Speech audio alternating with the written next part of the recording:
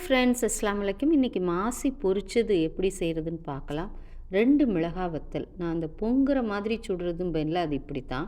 லைட்டாக தீயில காட்டி காட்டி எடுத்துட்டு அந்த அடுப்பு மேலேயே வச்சுருங்க. அப்படி சூப்பராக சுட்டு மணமாக இருக்கும். இப்போ 2 மேஜை கரண்டி குவியலாக மாசி ஃப்ளேக்ஸு, 2 மிளகா வத்தல், கொஞ்சமாக கல் உப்பு போட்டு பொடிச்சு வச்சுருக்கேன். இது ஒரு 2 பேருக்கு செய்கிறேன். மாசி பொரிக்கிறேன்.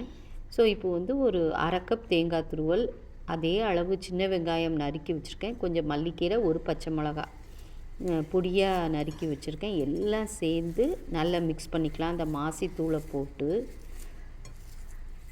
இப்படியே கூட சாப்பிட்லாம், கொஞ்சோண்டு லைம் புழிஞ்சு. இப்போ நான் ஒரு பெரிய வெங்காயம், ஒரு பெரிய தக்காளி, ஒரு பச்சை மிளகாய் நறுக்கி வச்சுருக்கேன், ஒரு மேஜை கரண்டி எண்ணெய் விட்டு 1/2 டீஸ்பூன் கடுகு, 1/2 டீஸ்பூன் உளுத்தம்பருப்பு, கருவேப்பிலை, அப்புறம் அந்த நறுக்கின வெங்காயம், தக்காளி, பச்சை மிளகா எல்லாம் போட்டு நல்லா வதக்கிட்டு இருக்கேன். இங்கே விரவி வச்சுருக்கிற மாசியை தட்டி நல்லா அப்படியே பொரித்து எடுத்துருங்க.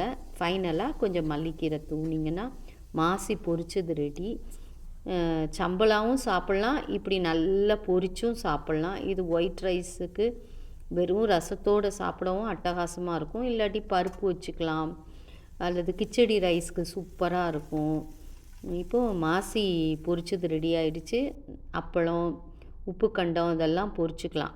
இந்த சகர் வரும்போது ஒன்றுமே செய்கிறதுக்கு சோம்பலாக இருந்ததுன்னா இப்படி மாசி சம்பல், உப்பு கண்டம் இருந்ததுன்னா உப்பு கண்டம், அப்பளம், பருப்பு வச்சு கூட ஒரு நாள் நீங்கள் சர்வ் பண்ணலாம். நான் மாசி பொரிச்சது இருந்ததுனால நெல் மாவு ரொட்டி சுட்டேன். நான் இப்படி 2 ரொட்டி நல்ல சிவப்பரிசி மாவில் சுட்டு மாசி சம்பல் லெஃப்ட் ஓவர் வச்சு சாப்பிட்டோம். சால்னா இருந்தது.